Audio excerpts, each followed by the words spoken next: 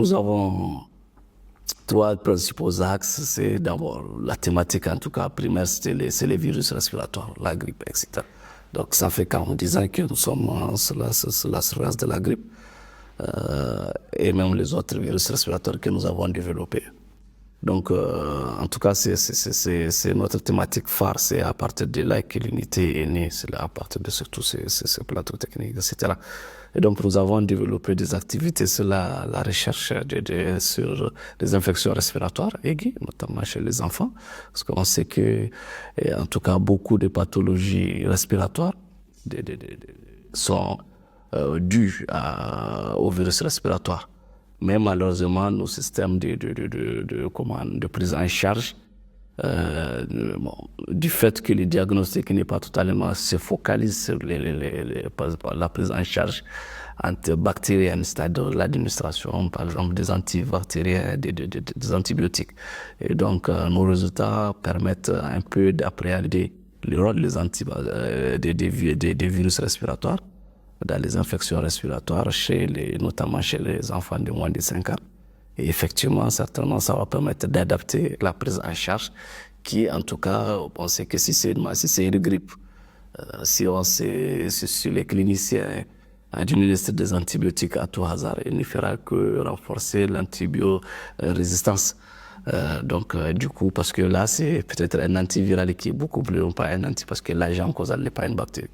Donc, au fait, voilà un peu dans ce domaine, un peu ce que ça contribue beaucoup plus à revoir les stratégies de prise en charge, notamment par le ministère de la Santé, en tout cas, ou les partenaires, pour prendre en compte, en tout cas, les dimensions des autres pathogènes.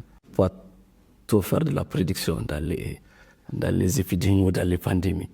Personne n'a vu venir la Covid, le corona qui va créer une pandémie. Il y a 3 ans, aucun chercheur ne croyait. Et ça a éclaté. Mais toujours est-il dit que je pense que la priorité, c'est sur la virologie. Il faut toujours avoir, en tout cas, un regard sur les virus respiratoires. On sait que ce sont ces pathogènes qui sont, en tout cas, parce que d'abord, non seulement le mode de transmission c'est un banal une transmission aérienne, on sait que c'est pas c'est des modes incontrôlables. Là, on est là dans tout un panoplie de ports de masques, de distanciation, etc. Mais qui, au bout du compte, c'est très difficile à contenir. Donc, du coup, de par les modes de transmission, je pense que c'est des pathogènes qui, en tout cas, nécessitent une très grande attention, mais aussi de leur capacité d'évolution rapide. C'est des virus qui évoluent rapidement, parce que, en tout cas, ils passent très rapidement comment on appelle entre les populations, et donc du coup qui s'adaptent rapidement, qui évoluent. Là on parle de variants, etc., qui changent dans le temps, et il faut forcément aussi voir, parce que de cela va découler les méthodes de prévention, notamment le vaccin, etc., parce qu'il faut ça nécessite un suivi. Donc, très franchement, je pense que sur le domaine de la virologie aujourd'hui, s'il y a des pathogènes d'intérêt, en tout cas mondial, en termes d'épidémies, de pandémies majeures, il faut aller sur les virus respiratoires.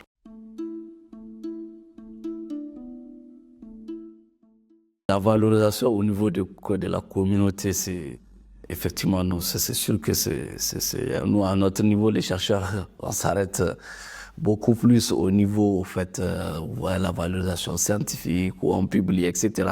Mais au fait, c'est normalement d'autres partenaires qui prennent les relais à travers les travaux que les chercheurs ont publiés pour effectivement maintenant aller dans la communauté. C'est pas beaucoup plus des recherches du genre opérationnel ou directement ça a un impact direct, mais effectivement, comme je l'ai expliqué, ça va avoir un impact sur la communauté, mais il faut à travers d'autres acteurs, le ministère de la Santé peut s'approprier de ces résultats, parce que c'est des résultats qui sont vulgarisés, où la communauté scientifique, en tout cas tous les acteurs, l'OMS, etc., qui a un regard sur les résultats de recherche, peut aussi, en tout cas, normalement, prendre en compte ce genre de résultats pour, en tout cas, diriger les politiques de prise en charge dans les différents pays. Et donc, du coup, la communauté est forcément, en tout cas, ça a un impact de façon indirecte, pas directe.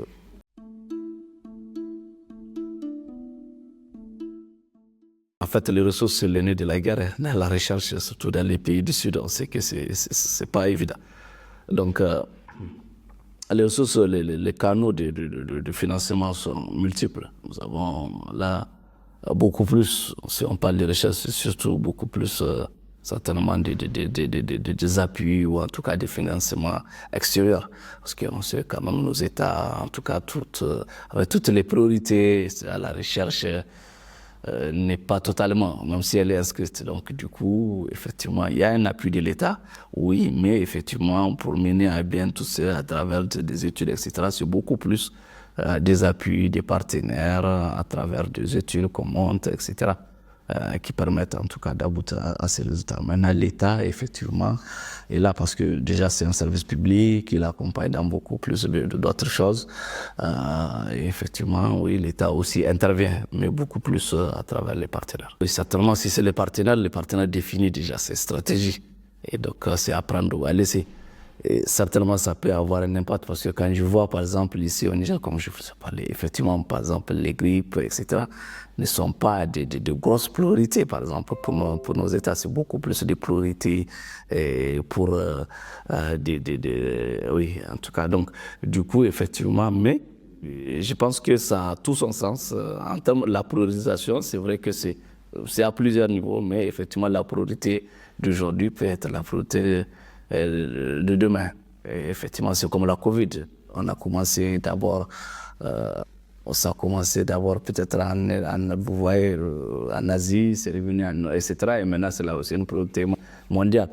Donc, de toutes les façons, je pense que c'est toujours la priorité est là. Et effectivement, oui.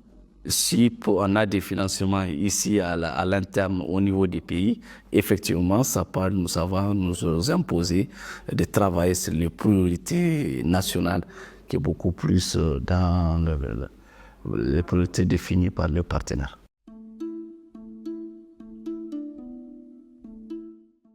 Le financement, c'est quand même un défi. On sait il faut scier dans le domaine de la recherche pour pouvoir trouver un financement pour que son projet soit financé.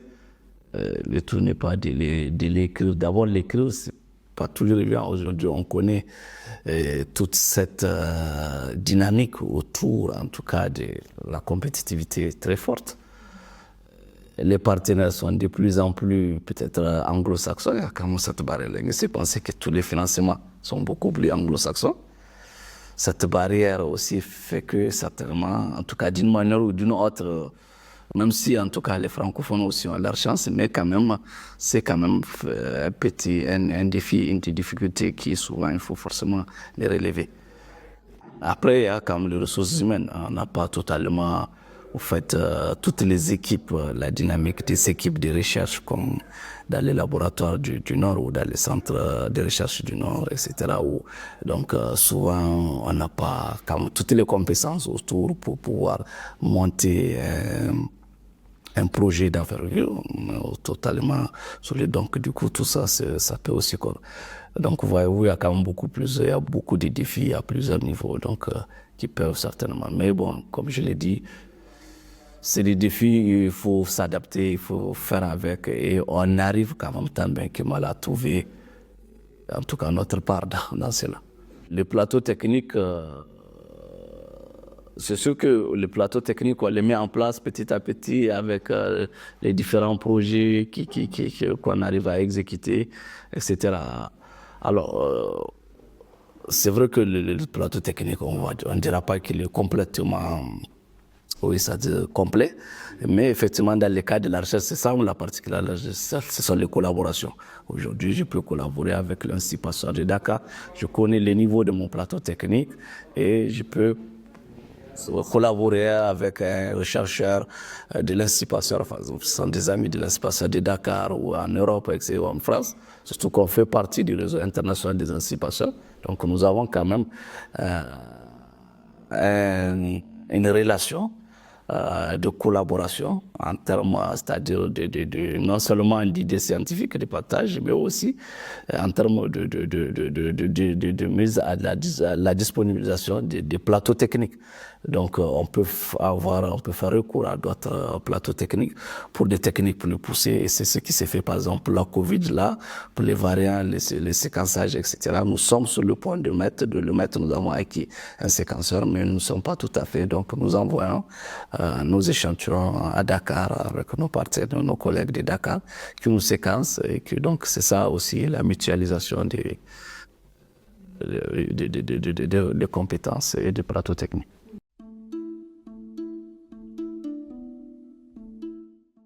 Aujourd'hui, je pense que l'expérience qu'on tire, on n'a pas fini de tirer de la Covid, nous montre effectivement qu'il y a un intérêt qu'il y ait des financements, en tout cas, ou de soutien des structures de recherche ou même d'accompagnement des chercheurs dans les différents pays. On a vu au début de la Covid, chacun courait trouver quel plateau technique pouvait faire la PCR.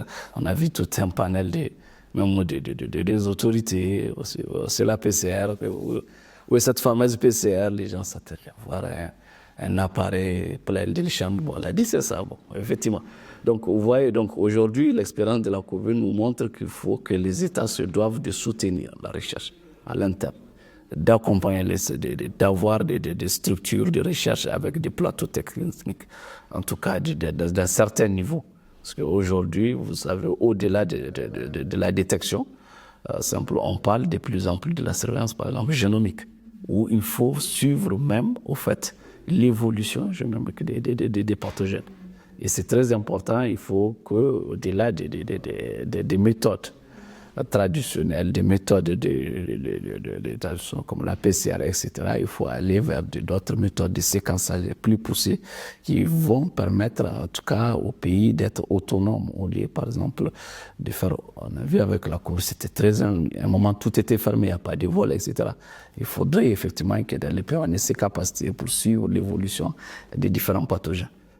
Donc, en tout cas, si j'ai un qui est à cœur, c'est que d'abord, les gouvernements se doivent en tout cas d'intensifier, de soutenir, de créer en tout cas des fonds en tout cas d'une saison, parce qu'effectivement souvent ils existent, mais quand même, quand vous entendez l'enveloppe, vous vous dites que non, est-ce que c'est la recherche qu'on veut faire ou bien on veut faire juste oui. Donc du coup, il faudrait vraiment des fonds conséquents. Et après, effectivement, il faut qu'il y ait une collaboration à l'interne des chercheurs. Et certainement, c'est ce qui, souvent, fait beaucoup de défauts. Dans nos pays, on a cette habitude, il faut le dire, de travailler un peu plus seul, chacun de son côté. C'est sûr que c'est pas par égoïsme, mais peut-être que souvent, on se méconnaît. Ou bien, donc, il faudrait qu'on développe des cadres, des partenariats en termes de valorisation, quand souvent il y a des cadres de congrès internes, à l'interne, souvent il faut pas se rencontrer dans d'autres pays pour dire ah oui, c'est un Nigérien. Donc il faut créer comment on appelle ça, des cadres d'échange, de partenariat à l'interne pour les chercheurs. Et donc je pense que tout cela, en tout cas, pourrait en tout cas améliorer la recherche dans nos pays.